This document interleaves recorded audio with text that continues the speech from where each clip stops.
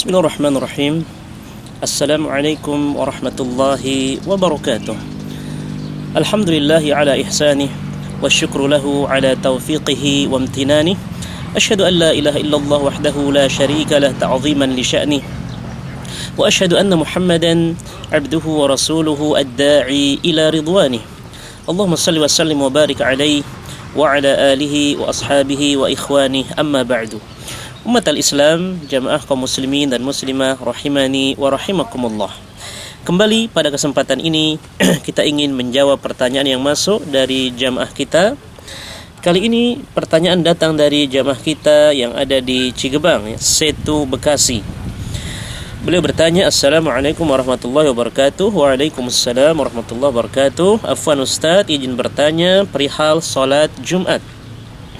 Ya, jadi bertanya tentang salat Jumat. Pertanyaannya, bila kita ikut salat Jumat kemudian datang dari awal, akan tetapi dikala salat akan dimulai, kita kebelet buang air besar. Setelah selesai kita telah ketinggalan 1 rakaat. Pertanyaannya, apakah kita ketika masbuk apakah mengerjakan seperti salat zuhur 4 rakaat atau cukup menyempurnakan 1 rakaat lagi sehingga menjadi 2 rakaat seperti layaknya salat Jumat. Barakallahu fiik. Terima kasih barakallahu fiik kepada jamaah kita di Cigebang, Setu, Bekasi yang telah bertanya, dan mudah-mudahan pertanyaan ini juga dapat mewakili pertanyaan jamaah kita yang lain mengenai permasalahan masbuk di kala salat Jumat. Ketahuilah bahwasanya salat Jumat ini dilaksanakan 2 rakaat yang mana diawali dengan khutbah khutbah Jumat. Setelah khutbah selesai baru dilaksanakan salat Jumat sebanyak 2 rakaat. Maka muncul pertanyaan, apabila orang umpamanya tidak sempat mendengarkan khutbah Jumat, dia datang terlambat atau mungkin dia dengar khutbah Jumat kemudian begitu iqamah dia ke belakang ke kamar mandi, kemudian pas balik orang sudah selesai 1 rakaat. Maka pertanyaannya, ketika imam nanti salam, apakah dia bangkit menyempurnakan 1 rakaat lagi atau menyempurnakan 3 rakaat lagi sehingga totalnya 4 seperti salat zuhur? Pertanyaan ini banyak ditanyakan oleh para jamaah mengenai hal tersebut.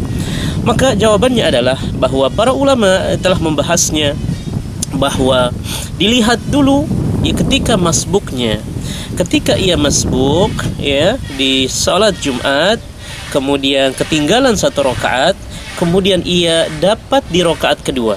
Artinya ketika imam umpamanya ruku di rakaat kedua, kemudian ia dapat ruku, mendapati ruku bersama imam, maka para ulama menjelaskan dia telah dapat 1 rakaat. Sehingga begitu nanti imam salam, dia cukup menyempurnakan satu rakaat saja, tidak perlu 3 rakaat, tidak perlu 3 rakaat. Apa sebab? Karena hal ini berdasarkan hadis Nabi yang mulia sallallahu alaihi wasallam, bahwasanya Nabi bersabda, man adraka raka'atan minas shalah faqad adraka as-shalah, muttafaqun alaih. Barang siapa yang mendapati 1 rakaat dari salat, maka dia telah terhitung mendapati salat tersebut. Mendapati salat tersebut. Contohnya ketika salat Jumat, ketika orang dapat 1 rakaat meskipun di rakaat kedua, tapi ia dapat 1 rakaat tersebut, maka cukup ketika imam salam dia hanya menyempurnakan 1 rakaat lagi, karena pada hakikatnya dia mendapati salat Jumat.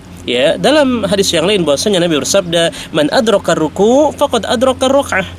Siapa yang mendapati ruku bersama imam, maka dihukumi dia telah mendapatkan 1 rakaat. Dia telah mendapatkan 1 rakaat. Contohnya imam ketika ruku Allahu Akbar, kemudian datang makmum terlambat, kemudian dia sempat bisa mengikuti ruku bersama imam, maka dihitung 1 rakaat. Itu sudah dihitung 1 rakaat. Berbeda apabila imam sudah mengatakan Sami Allah.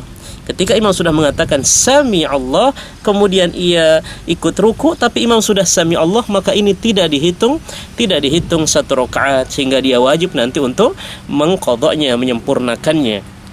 Ya, dan juga dalam hadis yang lain ya spesial ya secara spesifik menyebutkan tentang salat Jumat bahwasanya Nabi bersabda man adraka rak'atan minal jum'ah faqad adrakal jum'ah, atau dalam riwayat yang lain falyusalli 'alaiha ukhra.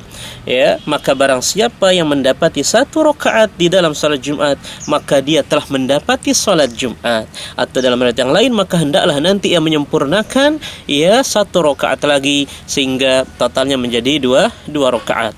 Maka ini pendapat banyak jumhur ulama ya, kemudian Syekh Utsaimin juga menjelaskan demikian. Jadi kita lihat dulu masbuknya seperti apa ya.